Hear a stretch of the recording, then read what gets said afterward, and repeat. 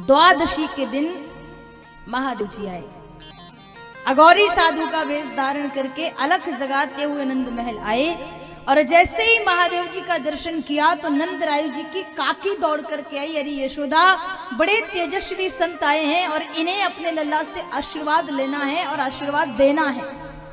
इनकी नजरों में जब हम देखें, इनकी आंखों में तो लग रहा है कि इन्हें बहुत कुछ चाहिए है और यशोदा अगर ऐसे संतों को खुश कर दे तो ऐसा आशीर्वाद देते हैं कि फिर हम जिंदगी भर खुश रहते हैं। जाकर पूछ क्या चाहिए। यशोदा मैया महादेव जी के पास आई, हीरे मोती भी लाई, आटा सामान भी लाई। कहती बाबा अगर ये पर्याप्त ना हो तो और बता दो और लेके आ जाओ। बाबा कहे क्या? बोले हीरे मोती। तो महादेव जी कहे कि मैया ऐसे पत्थर तो हमारे पहाड़ों पे बहुत है, हम क्या करें इनका, ये तो वापस ले जाओ, नहीं चाहिए। भोजन सामग्री, बोले ये भी नहीं चाहिए। क्या चाहिए? बोले मैंने सुना है कि तेरे घर लल्ला हुआ है 4 दिन पहले, एक बार उसी को देखना है और मैं चला जाऊंगा। मैया मनी मन विचार कर रही, अगर ढंग का रूप होता तो मैं कोशिश भी करती लल्ला को दिखाने की। बाबा एक बार तो आपको देख के मैं ही डर गई, गले में नाग है, मृगछाला लपेटे हो, बड़ी बड़ी जटाएं हैं, अगर इस नाग को कहीं मेरे लल्ला ने देख लिया, नेक सो लाला है सो डर जाएगा। मैया कहती बाबा आज तो आप चले जाओ, फिर किसी दिन आना, फिर दर्शन कराऊंगी। बाबा कहे क्यों? बोले आज मैं लल्ला को बाहर नहीं ला सकती, अभी अभी सोया है, अगर जगाऊंगी कच्ची नींद में तो रोएगा। बाबा कहे तो जब तक उठता है तब तक मैं यहीं बैठा हूं, उठ जाए तब दर्शन करा देना। मैया कहे बाबा आज मैं दर्शन नहीं करा सकती। क्यों? बोले बाबा 4 दिन का लाला है, अभी स्नान करा के सुलाया है, अगर बाहर निकालूंगी तो ठंडी हवा लग जाएगी, 1-2 दिन बाद आना। महादेव जी कहे आज स्नान कराया है तो कल दर्शन करा देना, कल तक यहीं बैठ जाता हूं। मैया कहती बाबा साफ साफ शब्दों में कह दे रही हूं कि मैं दर्शन नहीं करा सकती लल्ला का। क्यों? बोले तो को देख के मेरो लाला डर जाएगा, उसे नजर लग जाएगी। बाबा मनी मन विचार कर रहे हैं कि जिससे सारा जग है डरता उसको कौन डराए, पर मैया को कौन समझाए। बाबा कहे मैया सोच ले अगर दर्शन नहीं कराया तो तेरे द्वार पे ही समाधि लगा के बैठूंगा। तो यशोदा जी कहे महाराज किसी और को डराना, मेरे महल में कई द्वार हैं, जिस पर बैठोगे उसका दरवाजा बंद करके दूसरा वाला द्वार खोल लूंगी, फिर कैसे दर्शन करोगे? बाबा कहे फिर भी दर्शन तो करके जाऊंगा। कैसे? बोले जब तेरो लल्ला बड़ो होएगो, ने घुटवन घुटवन चलेगो, तब तो कभी घर से बाहर निकलेगो। भैया कहे कि मेरे लल्ला को जब तक पैरों से चलना नहीं आएगा तब तक मैं उसे गोदी से नीचे नहीं उतारूंगी। बाबा कहे ये तो और अच्छी बात है, जब पैरों से चलने लग जाएगा तब तो बाहर निकलेगा। क्यों निकलेगा? बोले सखाओं के साथ खेलने। तो मैया कहे बाबा मैं गोकुल के सारे बालकों को अपने घर में ही बुला लिया करूंगी, पर लल्ला को बाहर नहीं निकालूंगी। बाबा को लगा मैया तो बड़ी जिद्दी है। बोले मैया अगर तू दर्शन नहीं कराने की बात करती है तो दर्शन तो मैं करके जाऊंगा। कैसे? बोले मैया जब तेरे छोरा को ब्याह होएगो, घोड़ी पे बैठ के बारात लेकर जाएगो, तब तो घर से बाहर निकलेगो, तब दर्शन कर लूंगा। मैया कहती बाबा अभी तो मेरा लल्ला 4 दिन का है, कितने सालों बाद बड़ा होगा, ब्याह लायक होगा, और जब तक वो बड़ा होगा तब तक कुछ ना कुछ तो सुधार आएगा, कुछ ना कुछ तो बदलाव आएगा। और महाराज अगर बात जिद की कर रहे हो तो मैं अपने लल्ला को बारात लेके बाकी ससुराल में नहीं भेजूं, मैं बेटी वारंते कहूंगी कि भैया तुम बारात लेके मेरे घर में आ जाओ, जहीं ब्याह करके चले जाओ। अब कैसे दर्शन हो? बाबा को लगा कि मैया के सामने जिद करने से तो कुछ होना जाना नहीं, क्यों ना जिनसे मिलने आए हैं उन्हीं से प्रार्थना करें। मन ही मन प्रार्थना करी, ठाकुर मैं कैलाश पर्वत से गोकुल आ गया, आप घर से बाहर नहीं आए, ये तो प्रेम नहीं है। अगर प्रेम करते होते तो आप भी चाहते मुझसे मिलना, पर आप नहीं आ रहे क्योंकि आप मुझसे प्रेम नहीं करते, आप मिलना नहीं चाहते। तो ठाकुर जी कह रहे बाबा मुझे बड़ा ही हो जाने देते, अभी 4 दिन का हूं, यदि कुछ लीला करूंगा तो मैया को पता चल जाएगा कि मैं साधारण नहीं हूं, और मैया को पता चल गया कि मैं देवता हूं तो कहीं घर के मंदिर में बिठा देगी, 4 चिनोरी सुबह 4 शाम को भोग लगाएगी और सुबह शाम को ही पर्दा खुलेगा। बाबा मैं क्या कर सकता हूं रोने के अलावा, छोटा बच्चा रो ही सकता है, महादेव जी कहे रो तो सकते हो ढंग से। बाबा का ये ठीक है। श्री कृष्ण जी ने रोना शुरू किया, मैया दौड़ कर गई, कन्हैया को गोदी में उठा लिया, खिलौने देती, कन्हैया को समझाने का प्रयास करती, पर ठाकुर जी ने आंखें बंद कर रखी, बस रोए जा रहे हैं, रोए जा रहे हैं। यशोदा जी को लगा किसी सखी की नजर लग गई होगी। नंद बाबा से कहा महाराज गर्गाचार्य जी को बुला के लाओ, लल्ला को झाड़ा दिलवाना है। नंद बाबा गए, गर्गाचार्य जी को बुलाकर ला रहे थे तो देखा कि महल के द्वार पर महादेव ब्रज की धूल में पालकी बनाकर बैठे हैं। गर्गाचार्य जी ने देखा तो बड़ा आश्चर्य हुआ, हाथ जोड़कर प्रणाम करने लगे तो महादेव इशारा किए हाथ मत जोड़ना हो, हमारी पोल पट्टी खुल जाएगी। इशारे से पूछा कि प्रभु यहां पर क्या कर रहे हो? फिर बोल नहीं सकते क्योंकि नंद बाबा साथ में है, अब इशारे में ही बात चल रही है। महादेव जी इशारा कर रहे हैं मैं तो ठीक हूं, तू बता तुम कहां जा रहे हो? फिर वो इशारा कर रहे हैं कि मैं महल जा रहा हूं, और जैसे ही नंद बाबा देखे तो हाथ नीचे कर लेते।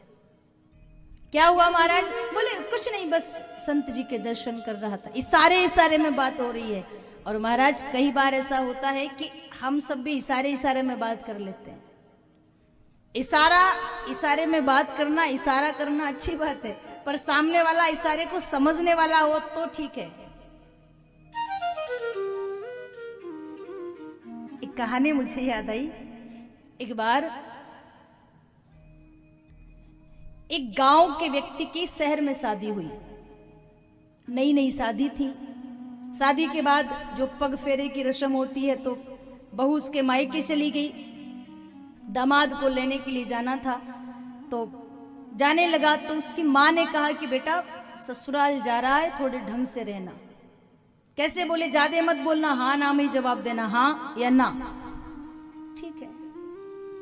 और बोले हाँ ऐसा मत करना कि जाके नीचे बैठ जाए, थोड़े ऊंचे स्थान पर बैठना, क्योंकि जमाई की अच्छी इज्जत होती है ससुराल में। गया, ससुर जी को फोन आया कि जमाई साहब आ रहे हैं लेने, स्टेशन आ जाओ। अब आए, ससुर जी गाड़ी लेकर आए, दामाद को रिसीव किया, गाड़ी में बिठाया और पूछा कि सफर अच्छा रहा आपका? तो बेचारे दामाद ने कह दिया ना।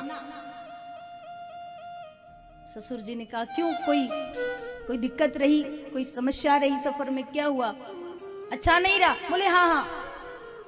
तो ससुर जी कहे ठीक है, बिठा लिए, घर लेकर गए। जैसे ही घर में प्रवेश किया तो उसे याद आया कि मेरी माँ ने कहा था नीचे मत बैठना, ऊपर बैठना।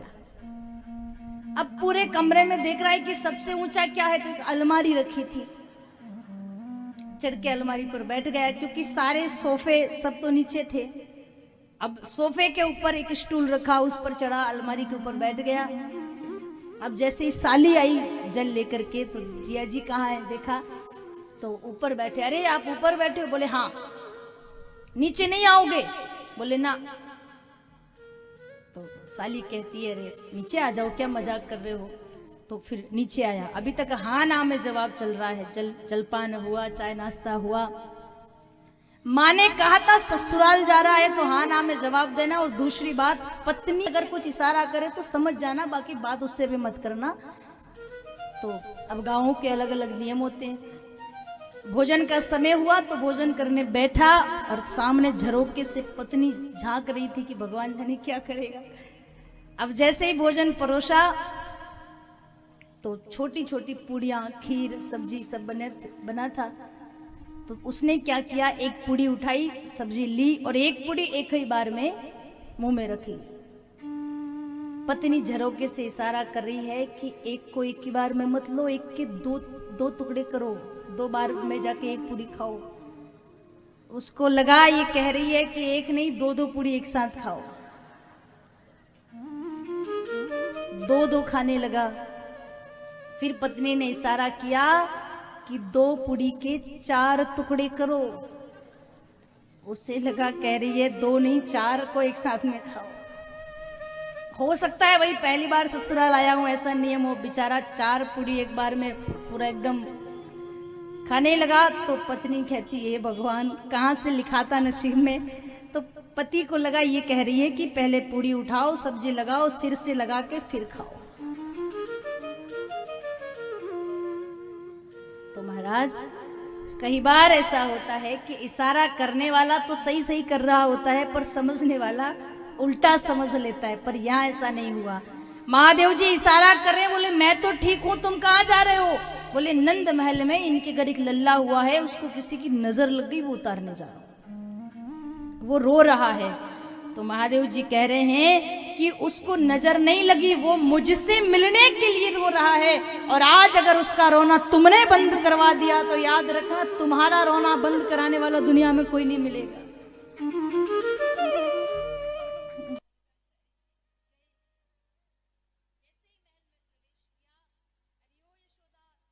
लगता है तेरे लल्ला को काऊ की बुरी नजर लगी है। नहीं, तेरे लल्ला पे तो किसी ने जादू टोना भी किया है। और भाई जादू टोना तो कोई अगोरी साधु ठीक कर सकता है। और मैंने देखा है जब मैं आ रहा था तो तेरे द्वार पर एक अगोरी साधु बैठा था। अगर वहां बैठा हो तो उसी को बुला ले। एक सखी दौड़ करके गई। महादेव जी ने सखी को अपनी ओर आते देखा तो सोचा कि लगता है काम बन गया। एकदम पालकी बना करके बैठ गए, आंखें बंद कर ली। सखी कही, महाराज, ओ महाराज, गुरुजी, ओ गुरुजी। महादेव जी धीरे से कहे, क्या हुआ? बोले आपको नजर उतारनी आती है? जादू टोना अगर हो जाए तो ठीक करना आता है? तो महादेव जी कहे, भूत प्रेतों को साथ ही लेकर घूम रहे हैं हम तो। बोलो क्या करना है? बोले अरे 4 दिन पहले हमारे नंद बाबा क्या एक लल्ला हुआ है, उसको किसी ने जादू टोना कर दिया है, लेकर चलो हमें। महादेव जी को लेकर के गोपी गई। और जैसे ही महादेव जी ने श्री ठाकुर जी का दर्शन किया तो ठाकुर जी चुप हो गए। यशोदा मैया कहे, भाई बाबा तो बड़ा सिद्ध है, देखते ही लल्ला को चुप करा दिया और हम सब इतनी देर से परेशान हो रहे थे। और जैसे ही और निकट गए तो श्री ठाकुर जी मुस्कुराने लगे। मैया कहे कि बाबा गोदी में दे दूं लल्ला? बाबा कहीं इतनी देर से जिद कर रहा था, तब तो दर्शन नहीं करा रही थी, अब बढ़िया ही गोदी में देने वाली। और महादेव मनी मन कह रहे हैं, प्रभु मेरी इतनी सामर्थ्यता नहीं है जो जगत पिता को अपनी गोदी में उठा सके। नैना मिला के दीवाने हो गए और बड़ा सुंदर भाव है। 4 दिन से हम सब भी ठाकुर जी के नैनों से नैना मिला ही रहे थे। आइएगा मिलकर के।